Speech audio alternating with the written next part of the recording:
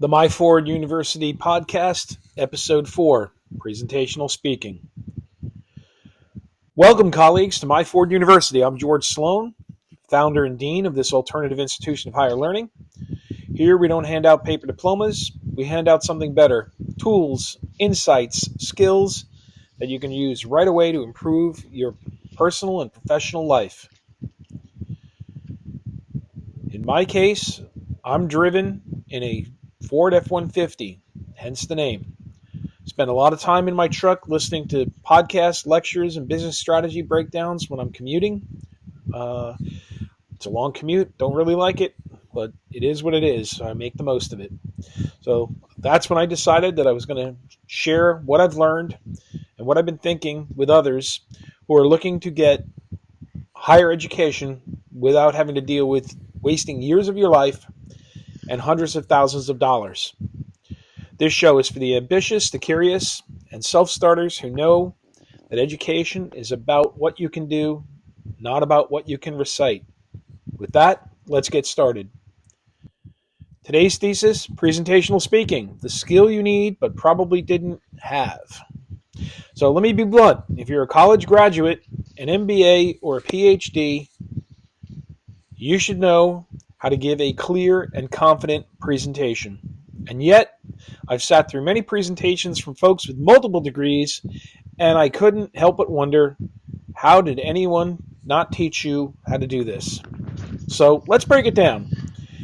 We're going to explore what presentational speaking is, why it matters more than ever, and why people fear it.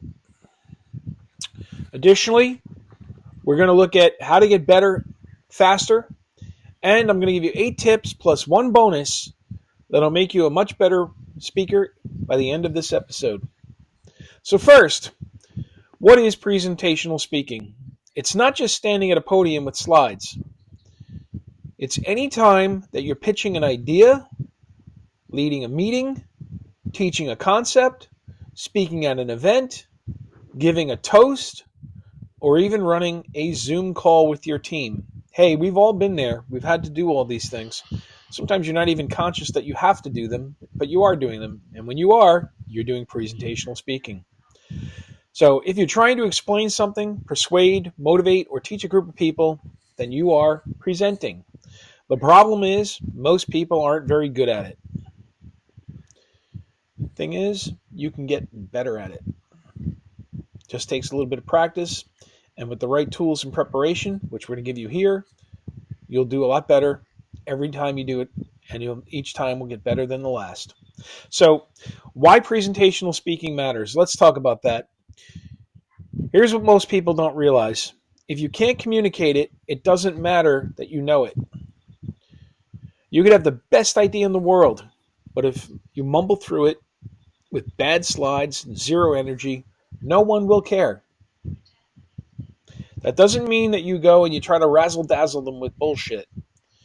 What you need to do is put together a comprehensive, clear, and coherent presentation. And we're going to, again, help you with that.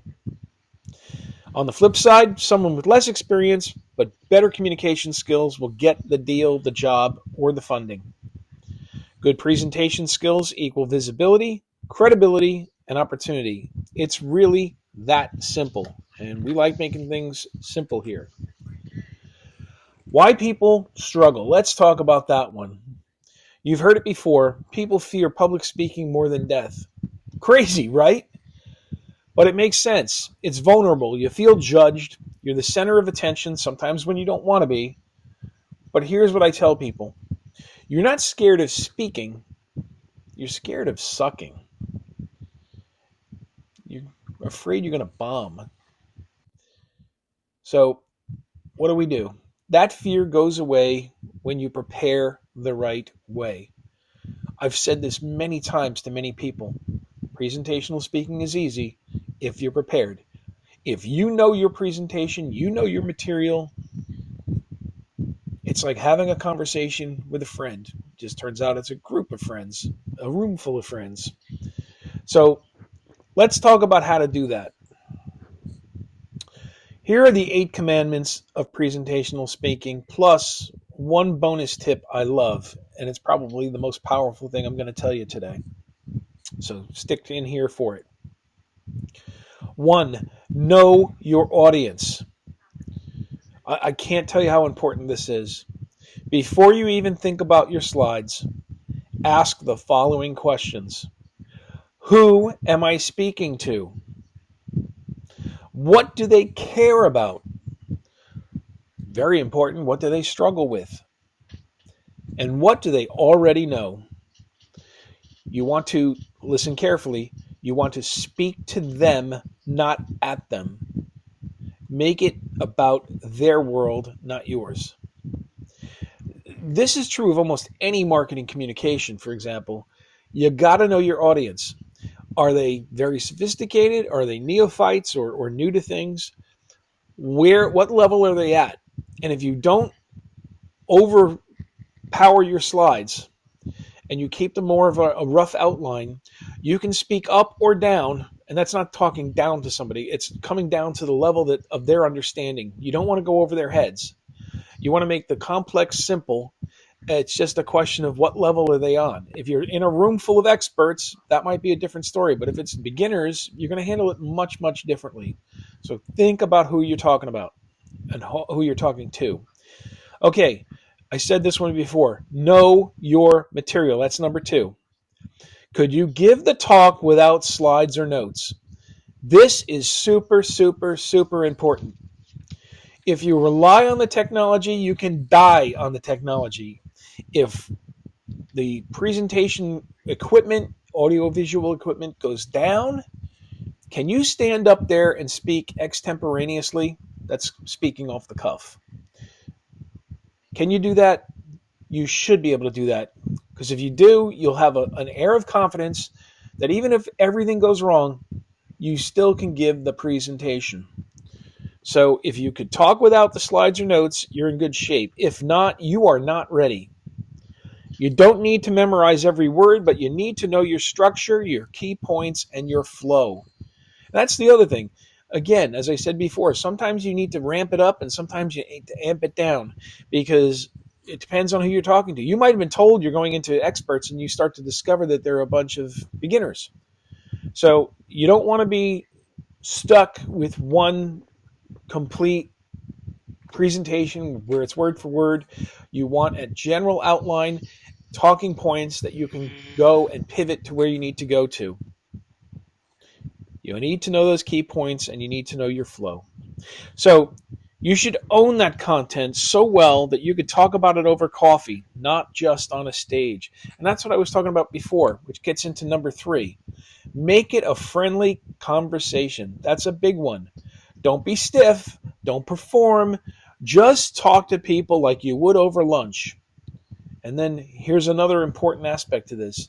Use questions to keep them engaged. You've been there. You've seen this. Raise your hand if this sounds familiar. Have you ever had this happen? You want to draw them in. You want to get them to, identify with what you're saying. You want to strike a chord or a nerve with them.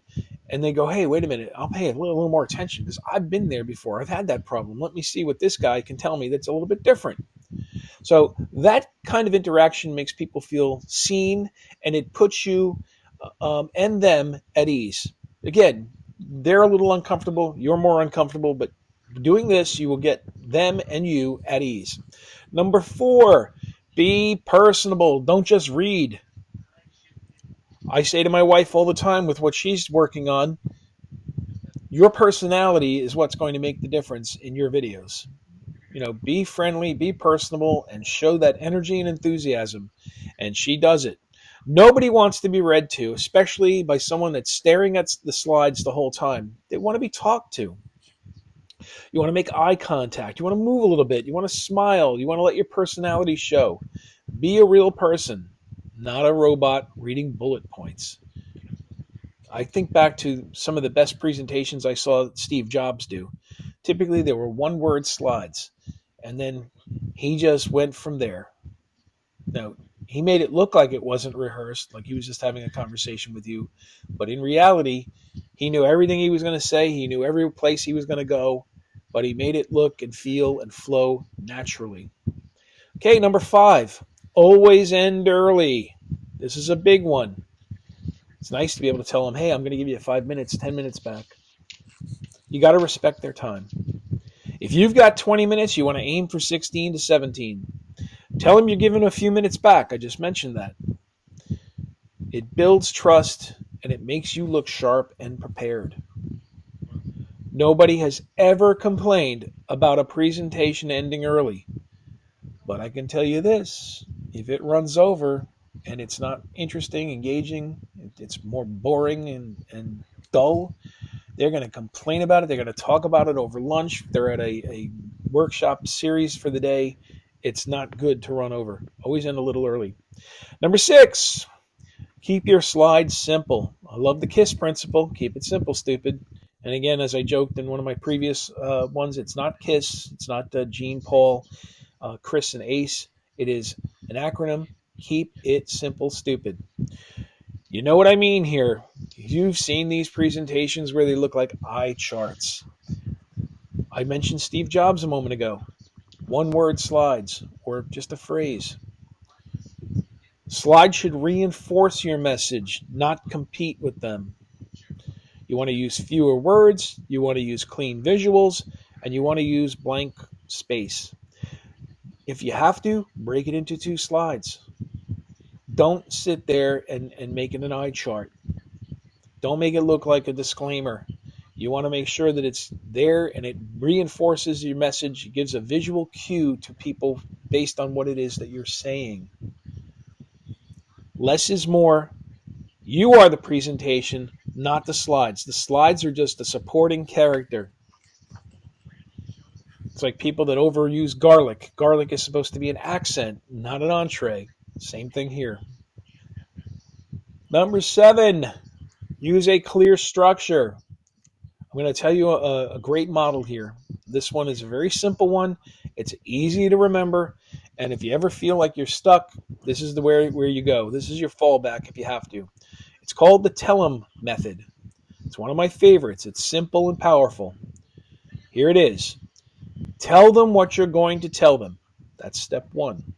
Step 2, tell them. Step 3, tell them what you just told them. So you're giving them a preview, you're giving them the meat, and then you're giving them a reminder of what it was you told them. This method creates flow. The repetition is good because, as we know, repetition is the mother of learning, and it gives clarity. It also keeps you organized and your audience on track and engaged. Again, it's a simple model. If you ever get stuck, if you know your material, you can pivot right into this model, although it's a model that stands on its own. Okay, number 8, practice in front of people. You can't get better just in your head.